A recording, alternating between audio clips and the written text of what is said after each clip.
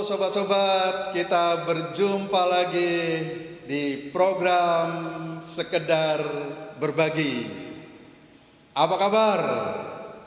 Salam kemerdekaan, salam sehat, salam damai.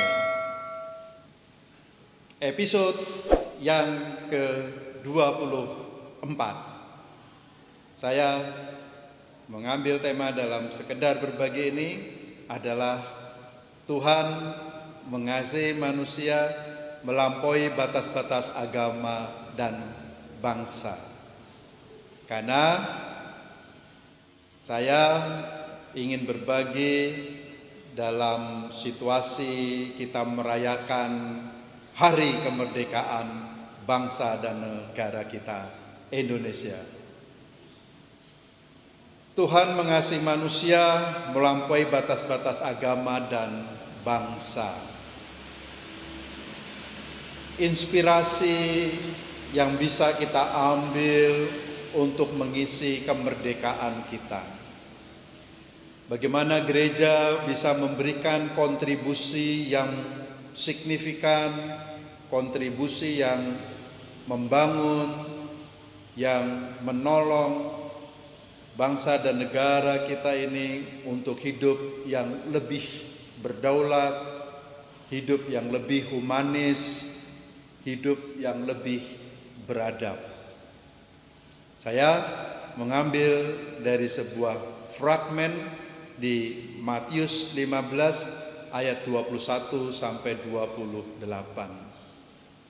Ketika ada seorang wanita yang berteriak kepada Yesus, minta tolong supaya Yesus bersedia menolong anaknya yang kerasukan setan. Para murid menghardiknya supaya perempuan itu jangan berisik. Karena perempuan itu adalah perempuan Kanaan. Ia dianggap bangsa yang kafir, ia dianggap bukan bangsa pilihan. Bahkan Yesus juga berkata, "Aku datang untuk bangsa Israel." Tapi perempuan itu berkata, "Berilah aku hanya percikan-percikan kasih Yesus, maka anakku akan sembuh." Nah, apa yang terjadi? Peristiwa atau fragmen perjumpaan Yesus dengan perempuan Kanaan ini, bahkan juga nanti di bagian-bagian lain dengan perempuan Samaria, bangsa yang dianggap kafir, bangsa yang dianggap bukan bangsa pilihan, tetapi justru Yesus sering berjumpa dengan orang-orang semacam itu. Ingin menceritakan tentang apa?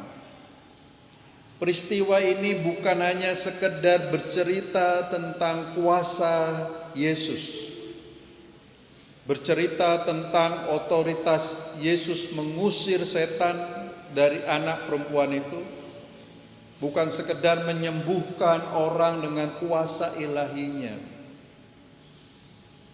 Di bagian lain juga bukan sekedar Yesus menyembuhkan orang yang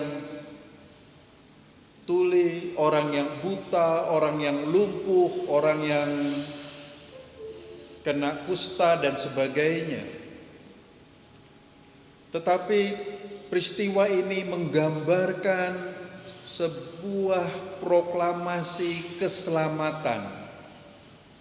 Keselamatan bagi semua umat manusia yang melampaui batas-batas agamanya, yang melampaui sekat-sekat geografis, yang melampaui batas-batas primordialisme yang manusia buat. Ini berita tentang bahwa kerajaan Allah telah didatangkan untuk semua manusia, bukan hanya kepada satu bangsa, bukan hanya kepada satu agama, bukan hanya kepada satu komunitas imaniah. tetapi berita ini adalah keselamatan kerajaan Allah yang dihadirkan, didatangkan dalam hidup manusia yang melampaui batas-batas tersebut. Bangsa Kanaan, bangsa Samaria, bangsa Yahudi dan sebagainya semua menerima keselamatan yang direalisasi oleh Allah. Jadi ketika perempuan Kanaan itu meminta belas kasih Yesus, kesembuhan dan pengusiran setan dari anaknya, ini sebetulnya adalah sebuah pandangan teologis yang sangat-sangat revolusioner, di mana partikularisme melawan universalisme. Perempuan Kanaan itu justru melihat bahwa Yesus hadir ini untuk semua bangsa. Yesus hadir ini untuk semua komunitas. Perempuan Samaria, perempuan Kanaan, perempuan Yunani dan sebagainya justru bisa melihat bahwa Yesus hadir bukan hanya untuk bangsa Yahudi, tetapi hadir juga untuk dirinya. Betapa hebatnya.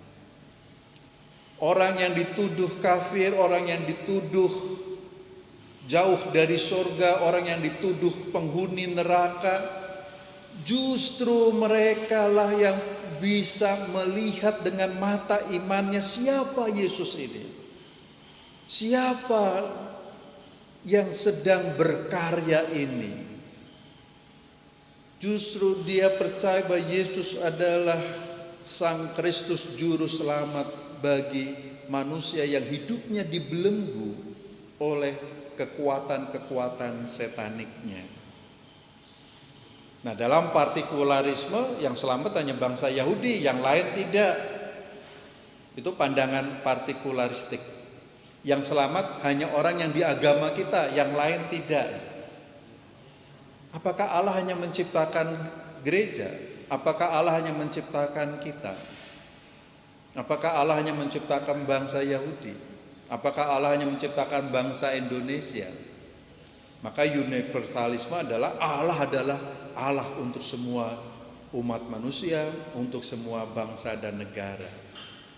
Jadi menerima kerajaan Allah dan Tuhan Yesus sebagai anak Allah yang menyelamatkannya. Itulah sebabnya Yesus akhirnya berkata, "Ibu, imanmu begitu besar."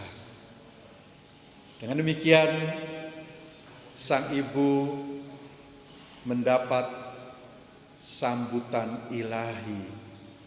Sang ibu mendapat keselamatan surgawi. Ibu, imanmu sungguh besar. Apa iman itu? Iman adalah kepercayaan kepada sesuatu, entah itu Tuhan, entah itu ideologi, entah itu agama yang dianggap maha mulia, maha suci, yang mempengaruhi dan mengemudikan hidupnya. Maka ketika Yesus berkata, "Ibu, imanmu sungguh besar sekali," padahal dia dianggap bangsa kafir, apalagi perempuan, tetapi justru ia percaya kepada objek yang sejati, kepada siapa ia harus percaya, maka anaknya sembuh. Nah, apa artinya beriman kepada Yesus? Manusia melakukan karya-karya moral seperti yang dikehendaki oleh Allah. Perumpamaan orang Samaria yang murah hati, kembali lagi akar persoalannya. Ketika orang merasa paling suci, ketika orang merasa paling benar, ketika orang merasa paling dekat dengan surga, paling dekat dengan Tuhan, paling mengerti tentang kitab suci. Tapi Yesus menggambarkan tidak. Justru orang yang dianggap bangsa kafir, orang Samaria itulah yang mengerti tentang kehendak Tuhan. Maka iman berarti dia melakukan karya-karya moral seperti yang dikehendaki oleh Allah.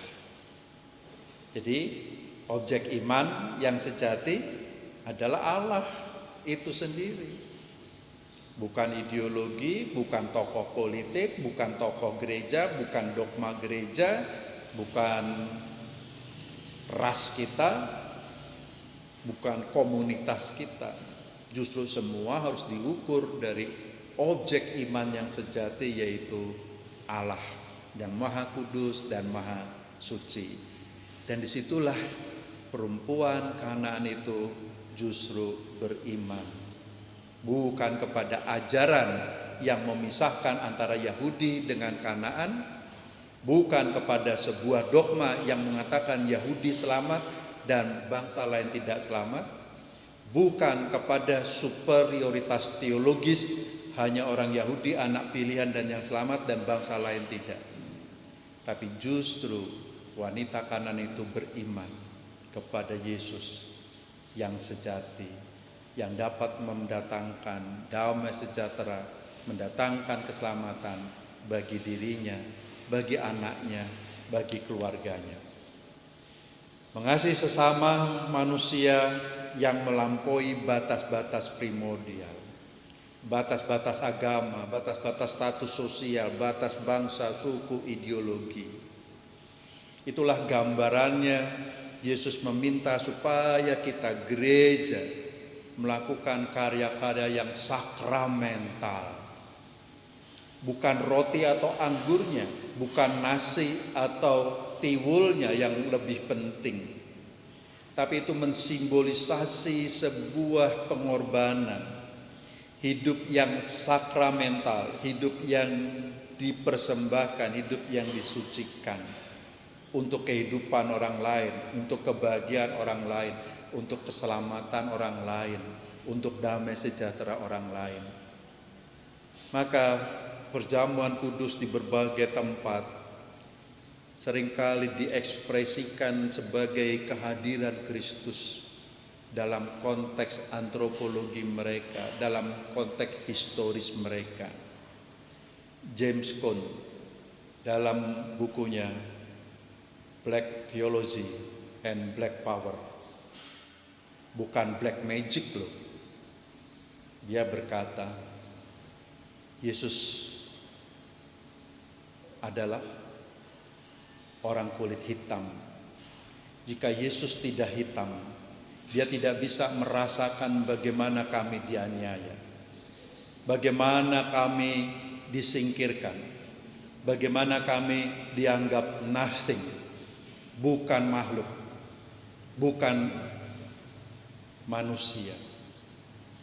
Tetapi Yesus dengan hitam, dia dapat merasakan tangisan kami, penderitaan kami, perbudakan kami. Dan dihadirkan karya-karya yang menyelamatkan itu.